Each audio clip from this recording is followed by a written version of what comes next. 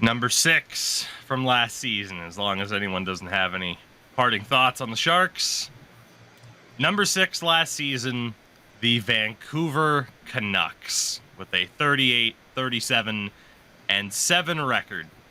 By the way, I was looking, Anaheim had a minus 129 goal differential last year. Yeah, dude, it was impressive. Holy shit. It's actually impressive. Yeah. The Vancouver Canucks finished 6th last season. Their offseason has been as much of a Canucks offseason as ever, really. I don't know how else to word it. Like, it's always like, oh, is this going to happen? Is this going to happen? No, it's not. There was no JT Miller trade. There's no Brock Besser trade. They're both still here. Quinn Hughes named captain of the team. They bring in Carson Soucy on a deal, $3.25 million until 2026, which is a very Canucks contract to hand out. And then, of course, the most recent thing for them was giving up a draft pick to trade Tanner Pearson to Montreal to pick up goaltender Casey DeSmith, which, in fairness, does improve their situation in goal. But at the same time, of course, it's not their fault that Tanner Pearson got hurt, but of course you had to give up an asset to move off a bad contract based on other bad contracts that you had signed. That was the most movable deal that you had. I gotta be honest, like, you can look at their roster on Cap Friendly. I still don't see it. I just don't.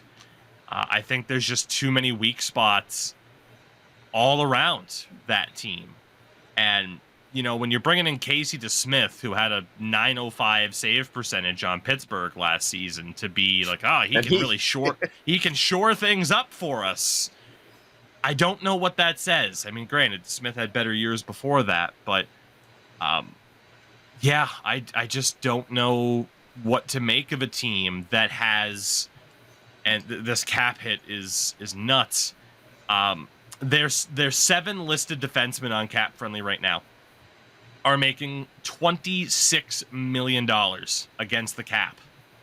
Those 7 defensemen are Quinn Hughes, Tyler Myers, Philip Hronek, Carson Soucy, Ian Cole, Jack Rathbone, and Matt Irwin.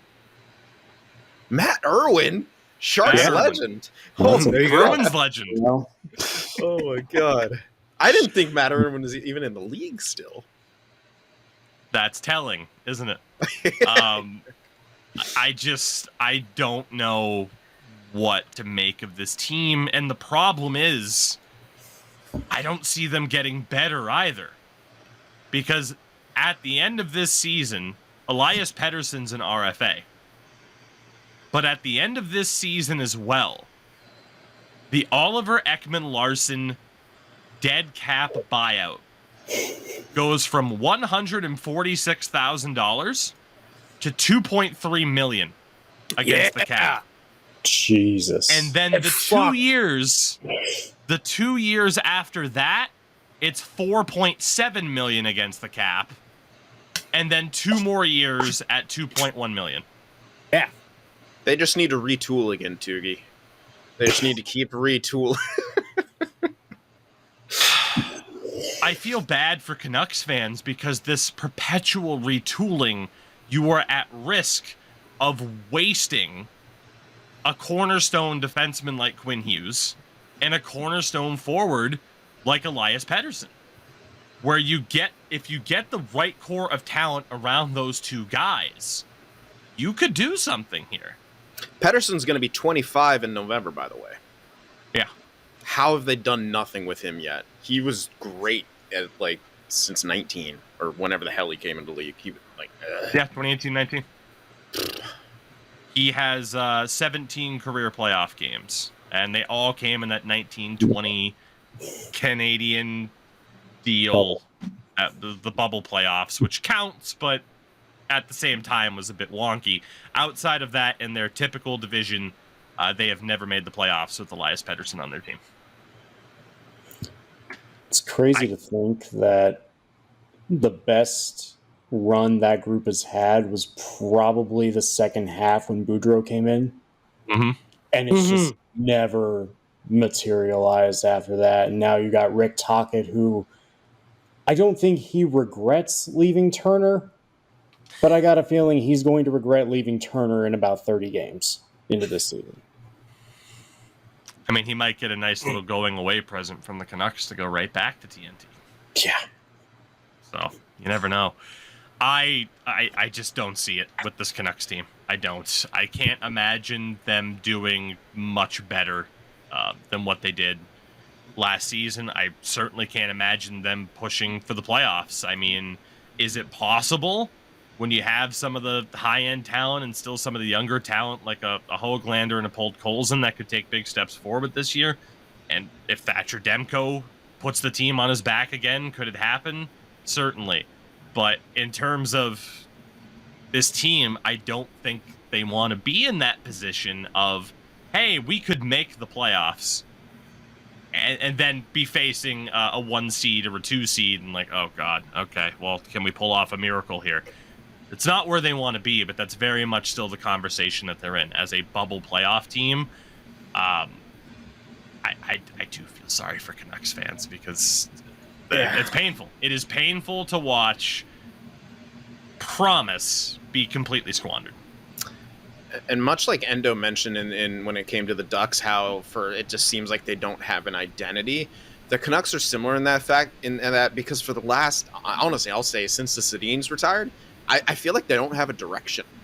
They don't. They cannot decide what they want to do with their franchise. Like, they're insistent on, like, all right, we're going to push for the playoffs. Oh, this isn't working. Well, we just need a little retool. Oh, the retool's shit too. Let's just retool again and push again.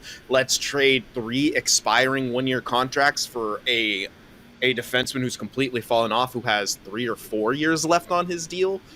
It just, none of it has made sense from any sort of business perspective. And that's all you're hoping for, is to have someone, a plan, like a plan, and stick to it. Even if it ends up not working, just have a plan and stick to it.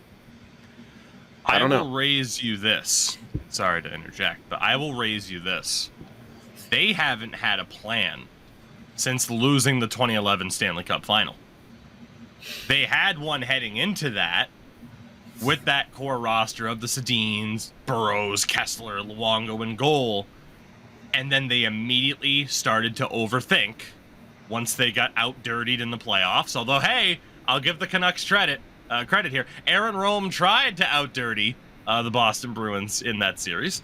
And then ever since, they just kept tinkering, and we got to get tougher. And you end up with Zach Kassian on the team. And oh, yeah. It's been perpetual inconsistency and overthinking for over a decade now for that organization, regardless of who's been at the helm. And unfortunately, that overthinking led them down the old Jim Benning rabbit hole, which made the situation infinitely worse. Yeah. I don't have too much else to add about the Canucks. I hate to paint such a rough picture for some of these teams in the Pacific, but if the shoe fits. Although I do wonder if it's not this year, next year, like how much does JT Miller want out? Like, I know the can was kicked a couple of years ago, but because of the contract dispute, but he got 99 points when he signed going into his contract year, puts up 82 points this year. Like, he's pretty much the bulk of your offense outside of Pettersson and, a healthy Besser. Does he try and get himself out of Vancouver? Does he try to force his way out with a trade? I mean, I don't know how many teams are going to take on that contract now, but I think of that as like, between him and Pettersson and a healthy Besser, who are you relying on offensively to carry the load? And if he gives you another season like that and the Canucks aren't even sniffing the playoffs, and I don't know what you do there. Yeah, so by the way, that JT Miller contract kicks in this year. 7 years, $8 million cap hit, full no movement clause for the duration of the contract, with a modified no trade for the last 3 years, 15 teams. Yeah. the time to move him was before that deal was signed. It just was. Yeah. Again, like they were a team that had 83 points last season. Nowhere near good enough when 4 teams in your own division put up 100 points or more. Yeah. I just can't see it getting better. Unless Demko goes out of his mind and he's healthy. Becomes a But god. even then, like you're asking Demko to go back to bubble Demko in order to get there, and I just don't see that happening. Yeah, for the reminder for those who might not remember, he had 4 playoff games in 1920, had a .985 save percentage, Yeah. with a .64 goals against average in those appearances. Yeah, he was good. He was really fucking good. Almost knocked out the Golden Knights all by himself. It was insane. And following that, .915 save percentage, .915 save percentage, and last season was a .901. We mentioned a different goalie earlier on. Man, that is eerily similar to John Gibson. And just the idea of how much he had to try to carry that fucking team, and eventually that frickin' levee breaks, and it's just, you can't do it anymore. Yeah, that's a common thing with Vancouver, I guess. A lot of teams really. They did the same thing with Luongo. Dan Schneider. He literally Dan Schneider. Not Dan Schneider. Corey Schneider. Oh, Corey I said Schneider. Dan Schneider, not Dan I didn't say Dan Schneider. Like, Jesus. But yeah, it's just. I guess a lot of teams are more concerned about winning when they can, and then not really giving them, support. Hell, fucking Carey Price literally. That man cannot play hockey again because of that cup run. Like, he got to the final and literally, that man is broken. Unfortunate as it is. Put him in the trash. Get it, Price, number 1 goaler. We sent him down to the minor for training. He let in 5 goals on 2 shots. He's terrible. God, if there's one thing I love, just to derail about Carey Price real quick, the one thing I love about that cup run is this right before when he came back, they're like, oh, we're going to put him for a conditioning stint in the minors with Laval, and it was a bad game. And then everyone wrote him off. The entirety of the Montreal media was like, he's washed, he's done, everything's over, give up, pray to God, nothing's over, like tabarnak, calice, all that shit. And then he takes them to the cup run to the final. And then everyone full 180 switches. He's a god. I'm doing all these things for him in his honor of his name. And yeah. Terrible mic quality and all. I love your French impression, Andrew. That was great. Merci beaucoup.